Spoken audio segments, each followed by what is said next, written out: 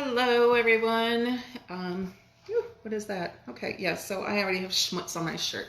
Anyway, hope you had a wonderful evening and that you got your kids in bed. Mine are not in bed yet, so you might hear a little bit of background noise. Tonight, I'm going to show you how to alter a box mix to make it a little more interesting and exciting. Last week on my live, I told you not to mess with the box mix. It tastes good. It's fine. They do that.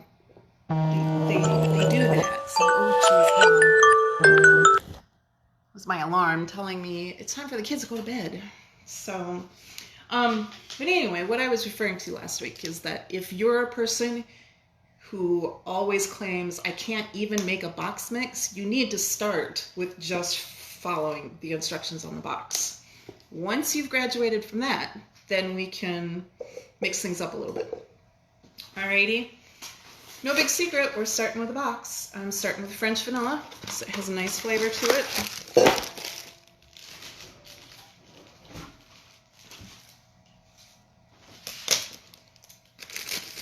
Okie dokie.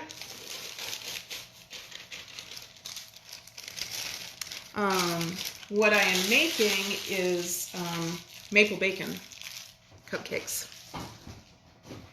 Ideally, I would have liked to have had some buttermilk to put in this, or even just a whole milk, but I don't. So I'm replacing the water just with the milk that I have. And then we need 3 eggs.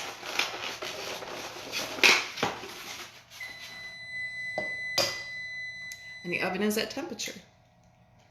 Supposedly, did you know that you should actually let your oven set for about 10 more minutes after it tells you it's at temperature, because it's not actually quite there yet. 3 eggs. This is so simple, you guys. I feel a little bit silly even doing it. So, hi Amy, thank you for watching. Where'd my maple go?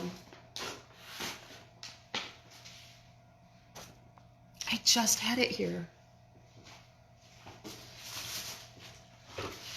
There it is. You could use real maple syrup too. That works out nicely.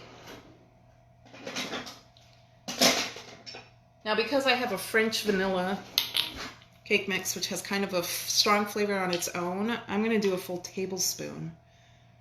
Maybe not. That smells awful strong. Starting with half a tablespoon. We can always add more, right? But we can't take it away. And just going to mix that up.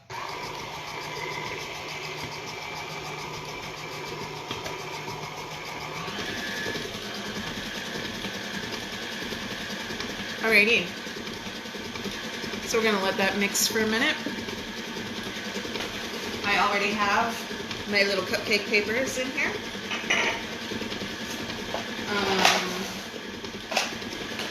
I want to be able to do both trays at once, so tonight I set my oven to convection bake on 325. Normally you would do 350. Alrighty.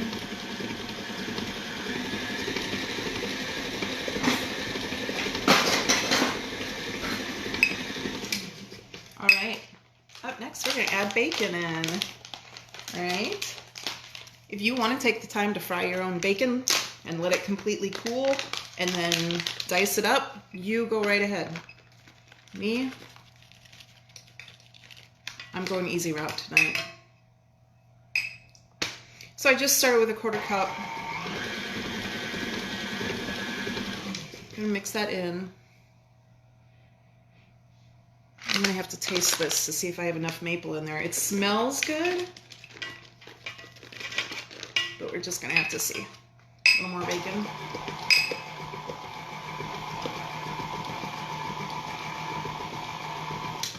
All right, I'm just going to grab a spoon. Hang on.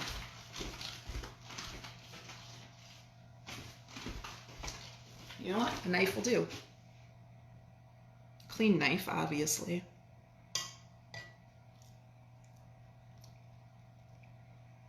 Very mapley. I'd say we're there. And we'll dump the rest of that bag in. If you're curious what I used, this is it. All right.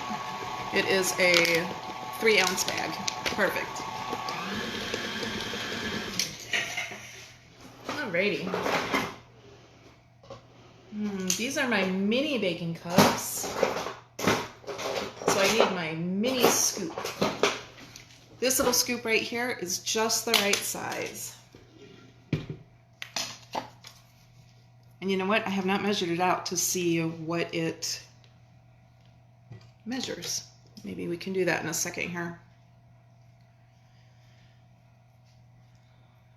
So anyway, in case you don't know, I teach decorating classes. And I actually have one starting tomorrow night. It is called Building Buttercream Skills. And it is, okay, I'm just scraping down the side of the bowl. Nothing exciting happening here. Nothing to see here. So, all right, so in that class, we're doing exactly what it says. We're going to build your buttercream skills. It's a 4-week class. And normally when I offer these subjects individually, I charge $40 per class. But for this one, I am charging $140 for all 4 classes, so you're saving 20 bucks. That's a good amount of cake ingredients right there. Alrighty, what are we going to cover? We're going to cover icing. You're going to make it. We're going to talk about the consistency. We're going to color it. We're going to flavor it. I'm even going to share with you my buttercream recipe. All right, the only way you get that, guys, is by taking a class with me, okay? So that's night 1. We're gonna, well, no, that's not all of night 1. We're also going to learn how to put together a piping bag. And we're gonna use couplers and all that good stuff. I'm gonna teach you how to use a bunch of different tips. I'm gonna teach you how to do the technique where there's more than one color of icing in the bag. You know, so you can get those neat 2-color effects going on. Then we're going to play around with piping tips number 18 and 21 to learn some fun things to do with that. And to end night number 1, we're going to decorate 6 cupcakes that you get to take home and share and show off to your friends and family, or you can eat them in the car on your way home. That's fine too. I don't care. So that's week 1. That's tomorrow night. Second week, we are going to, what are we going to do? Let me look at my notes right there. Week 2, we're going to move on to a cake. You're each going to get an 8-inch cake to practice on. I'm going to show you how to level it and how to get it level, how to fill it, how to stack it. I don't know if any of you have that issue where you get that bulge around the middle where your icing is bulging out. I'm going to show you how to not have that. Have you ever noticed that your nose itches at the absolute worst time? Like when you're baking on video in front of people? Anyway, okay. So we're going to learn to level and torte the cake, fill it, crumb coat it, then smooth ice it. And then once we get that icing all nice and smooth, I am going to show you how to do different textures on it, just using things like forks, like a fork or spoons, things like that, a knife, a spatula. Some of the most requested wedding cakes right now are just done with a spatula. Everybody loves that natural look. So after we do the texturing, I'm also going to teach you how to do pattern transfers. So if you're into kids' cakes and you're always wondering like, oh, well, I don't know who's popular right now. Elsa. How am I going to get Elsa on the top of the cake? How am I going to get that pattern up on there? I'm going to show you how to do that. Okay. And then I'm going to teach you how to fill in the pattern so it looks nice. I don't know that we'll do Elsa. That was just what came to mind. Last time we did an owl, I felt that was something kind of universal. So we can talk about it on the first night and see what you want to do. Alrighty. And then I'm also going to show you how to use a cookie cutter and sprinkles in order to do fun designs that way. All right. And like I said, that night you take home an 8-inch cake. All right. That's a lot of people you can serve that. You can serve that to, share it with, show it off to. All right, 4th night, we're going to move on to learning how to do borders. We're going to do the zigzag, easy ruffles, shell, bead, leaves, grass, stuff like that. And we're going to do flowers. We're going to do the star drop, the swirl drop, the daisy, the sunflower, and the zinnia on that night.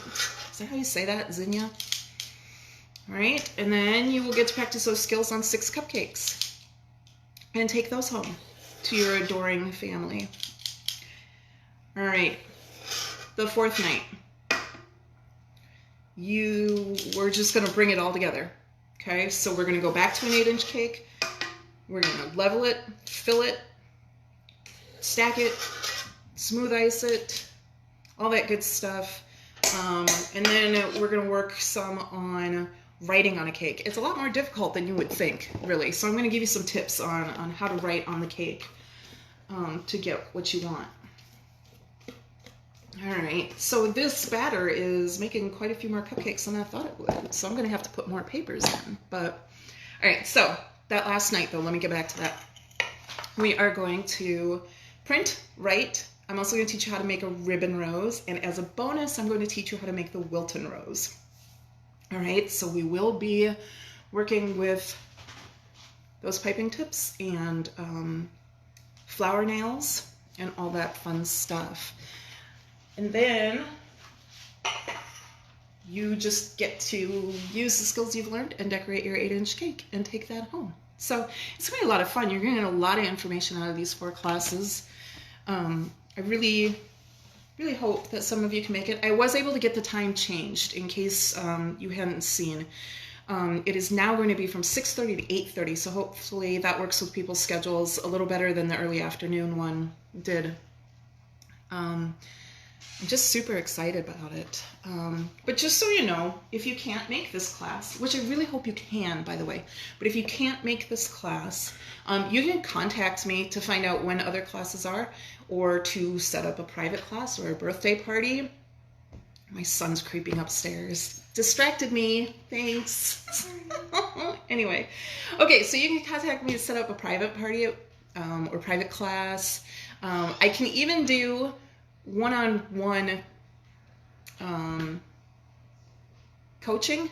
Let's call it coaching. One-on-one coaching via Skype if you're interested in that. So if you're working on something and you're just like, I can't get it. What am I doing wrong? You know, we can work on that together. So yeah. Let me pop these in the oven while I think. All right, I'll be right back. Stay there.